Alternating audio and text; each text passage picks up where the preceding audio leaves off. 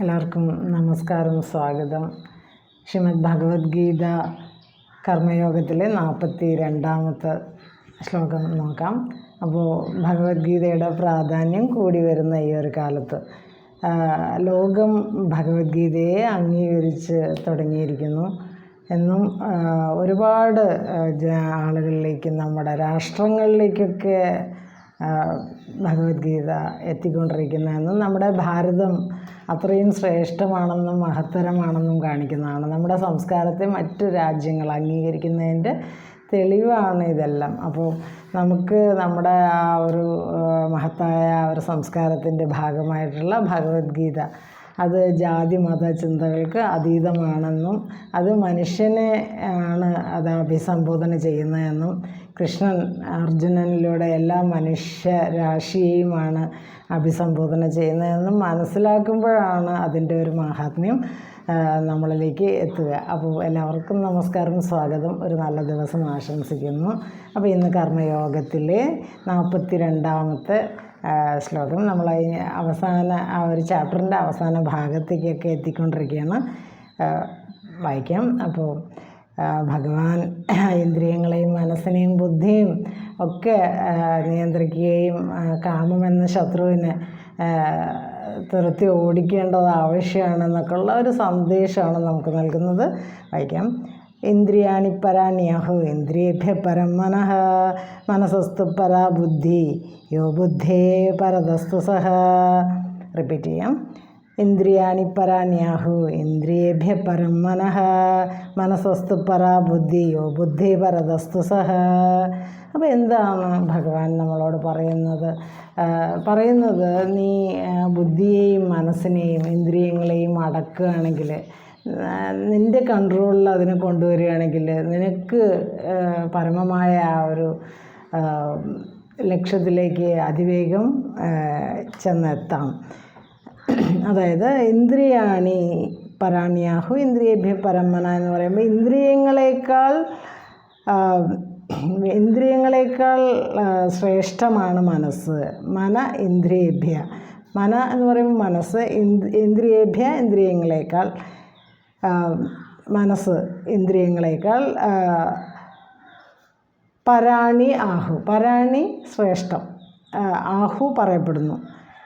പിന്നെ ബുദ്ധി തു എന്ന് പറയുമ്പോൾ അവിടെ ഒരു സ്ട്രെസ് കൊടുക്കാനാണ് എപ്പോഴും തു എന്ന് പറയുന്നത് ഉപയോഗിക്കുക. ബുദ്ധിയാകട്ടെ മനസ്സപ്പറ, മനസ്സിനേക്കാൾ ശ്രേഷ്ഠമാണ്. ബുദ്ധി മനസ്സിനേക്കാൾ ശ്രേഷ്ഠം, മനസ്സ് ഇന്ദ്രിയങ്ങളെക്കാൾ ശ്രേഷ്ഠമാണ്. എന്നാൽ ബുദ്ധി എന്ന് പറയുന്നത് അത് മനസ്സിനേക്കാൾ ശ്രേഷ്ഠമാണ്. മനസ്സപ്പര ബുദ്ധിയാകട്ടെ മനസ്സപ്പരാഹ, മനസ്സിനേക്കാൾ ശ്രേഷ്ഠമാകുന്നു. സതു, എന്നാൽ സ എന്നിവിടെ പറയുന്ന ആത്മാവിനെയാണ്. ആ ആത്മാവാകട്ടെ സതു, ആ ആത്മാവാകട്ടെ ബുദ്ധി പരതഃ, ബുദ്ധിയേക്കാൾ ശ്രേഷ്ഠമാണ്. അപ്പോൾ ആത്മാവ് ബുദ്ധിയേക്കാൾ ശ്രേഷ്ഠമാണ്. അപ്പോൾ ആ ഒരു എന്താ പറയുക, ആ ഒരു ഗ്രഡേഷനെയാണ് നമുക്ക് അവിടെ കാണാനുള്ള. അവിടെ ഇങ്ങനെ ആ ഒരു തട്ടുകളായിട്ട് പറയുന്നു. അപ്പോൾ ഇന്ദ്രിയങ്ങളെക്കാൾ ശ്രേഷ്ഠം മനസ്സ്, മനസ്സിനേക്കാൾ ശ്രേഷ്ഠം ബുദ്ധിയേക്കാൾ ശ്രേഷ്ഠം ആത്മാവ്. അപ്പോൾ എല്ലാത്തിനും ആത്മാവ് അല്ലെങ്കിൽ ബോധശക്തി എന്നൊക്കെ പറയാം. അപ്പോൾ ഈ ആ ഒരു ശ്രേണി അത് നമുക്ക് മനസ്സിലാക്കി കിട്ടിയാൽ നമ്മൾ കുറച്ച് പടിപടിയായിട്ട് നമുക്ക് മുന്നേറാൻ കഴിയും. അതായത് കാമത്തെ എങ്ങനെയൊക്കെയാണ് കൺട്രോൾ ചെയ്യേണ്ടതെന്നും അതിന് പടിപടിയായിട്ടുള്ള മാർഗങ്ങൾ ഏതിനേക്കാൾ ശ്രേഷ്ഠമാണ് എന്നൊക്കെ പറഞ്ഞു തരുന്നു. അപ്പോൾ ഏറ്റവും പ്രധാനം ആദ്യം നമ്മുടെ ഉള്ളിലേക്ക് എത്തുന്ന എൻട്രൻസുകൾ. ഇപ്പോൾ ഒരു വലിയ ഓഡിറ്റോറിയത്തിൽ ഒരു വലിയ സമ്മേളനം നടക്കുന്നു എന്ന് വിചാരിക്കുക.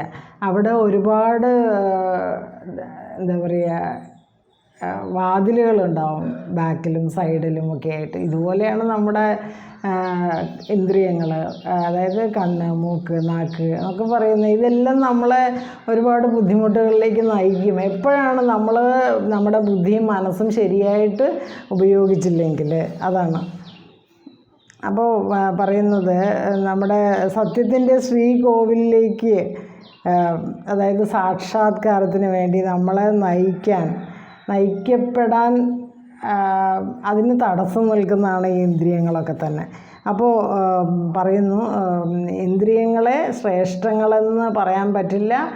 മനസ്സാണ് ഇന്ദ്രിയങ്ങളെക്കാൾ ശ്രേഷ്ഠം. അതിനേക്കാൾ ശ്രേഷ്ഠം ബുദ്ധിയാണ്. ആ ബുദ്ധിയേക്കാൾ ബുദ്ധി മനസ്സിനേക്കാൾ ശ്രേഷ്ഠമാണ്. ആ ബുദ്ധിയേക്കാൾ ശ്രേഷ്ഠമാണ് ആത്മാവ് അല്ലെങ്കിൽ ബോധശക്തി.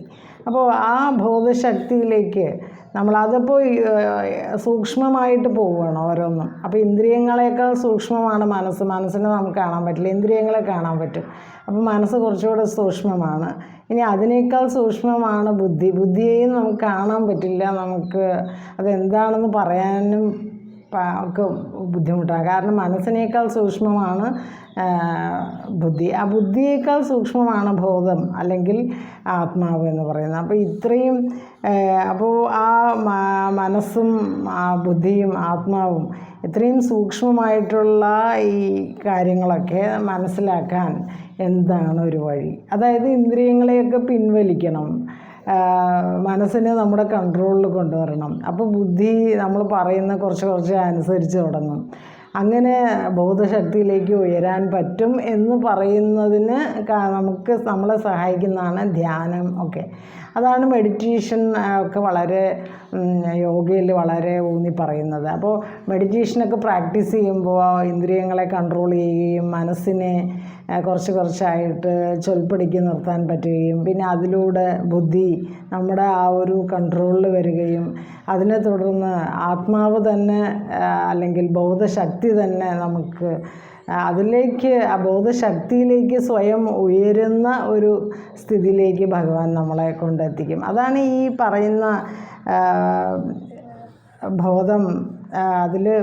അതിൽ ആ ബോധശക്തിയിലാണ് സർവശക്തിയും നിറഞ്ഞു നിൽക്കുന്നത്. അതാണ് ചിതാകാശം എന്ന് പറയും. ആ ചിതാകാശം അത് എല്ലാ പ്രാണികളുടെ ഉള്ളിലും നമ്മുടെ ചുറ്റുമായിട്ട് നിറഞ്ഞു നിൽക്കുന്ന ആ ബോധ ആകാശത്ത് അതിൻ്റെ ആ അനന്ത സാധ്യതകളെ നമ്മൾ എക്സ്പ്ലോർ ചെയ്യണമെങ്കിൽ അല്ലെങ്കിൽ അത് മനസ്സിലാക്കണമെങ്കിൽ ധ്യാനമാണ് ഏറ്റവും നല്ല മാർഗം. അപ്പോൾ അതിലേക്കൊക്കെ നമ്മൾ വരികയാണ്. അപ്പോൾ ഇത്രയും ഭാഗം ഭഗവാന് സമർപ്പിക്കുന്നു. പറയുന്നു, ഇന്ദ്രിയാണി പരാണ്യാഹു ഇന്ദ്രിയേഭ്യ പരം മനഃ മനസ്സസ്തു പര ബുദ്ധിയോ ബുദ്ധി പരതസ്തു സഹ.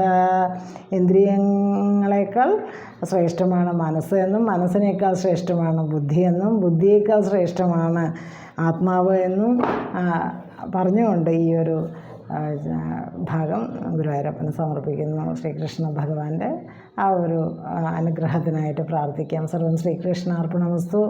ഓം തത്സത്. സർവധർമാൻ പരിത്യജ്യ മാമേകം ശരണം വ്രജ അഹം ത്വാ സർവപാപേഭ്യ മോക്ഷയിഷ്യാമി മാ ശുച. അപ്പോൾ എല്ലാവർക്കും ഒരു നല്ല പുതുവത്സരം ആശംസിക്കുകയും കൂടെ ചെയ്യുന്ന ഈ ഒരു സമയത്ത് നമ്മൾ പുതിയ വത്സരത്തിലേക്ക് ഒരു ന്യൂ ഇയറിലേക്ക് നമ്മൾ കടന്നുകൊണ്ടിരിക്കുകയാണ്. നല്ലൊരു വർഷമാവട്ടെ ഇനി വരാനിരിക്കുന്നത്. എല്ലാവർക്കും നമസ്കാരം. നന്ദി. ഹരേ കൃഷ്ണ.